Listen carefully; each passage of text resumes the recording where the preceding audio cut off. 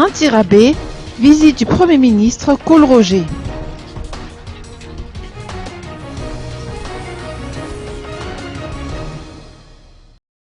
Créer 650 000 à 700 000 emplois par an à Madagascar, un objectif ambitieux certes, mais possible selon les explications de Salim Ismaël, PDG du groupe Sokota.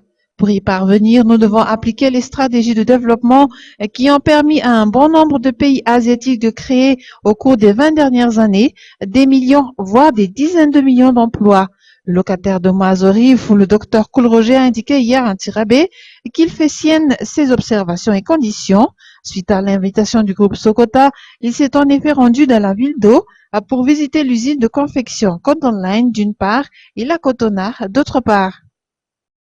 Nous venons de traverser une longue crise à laquelle s'est ajoutée la crise internationale économique et financière, dont les impacts multiformes, qui ne sont plus à démontrer, ont fortement perturbé le paysage socio-économique de Madagascar. Nombreuses en sont les victimes, tant du côté entreprise et patronat que du côté ressources humaines et environnement social. Nous le déplorons tous. Mais d'autres ont pu et ou ont su surmonter cette crise, et parmi eux, le groupe Sokota.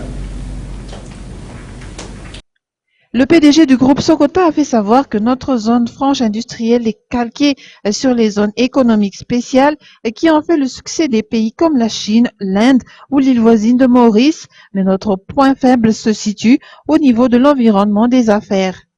On ne peut plus prévoir, on ne peut plus faire des plans avec une visibilité suffisante sur leurs objectifs. Ils ont besoin, quand ils investissent, de prévoir dans quel cas de... Donc le problème de la stabilité est central. Pour le Premier ministre, le secteur privé, qui a été fortement représenté hier lors de la descente qu'il a effectuée à Antirabé, sont les créateurs de richesses. L'État, pour sa part, est tenu d'assumer un rôle d'indicateur, de facilitateur, de régulateur, d'acteur et de garant de la bonne gouvernance.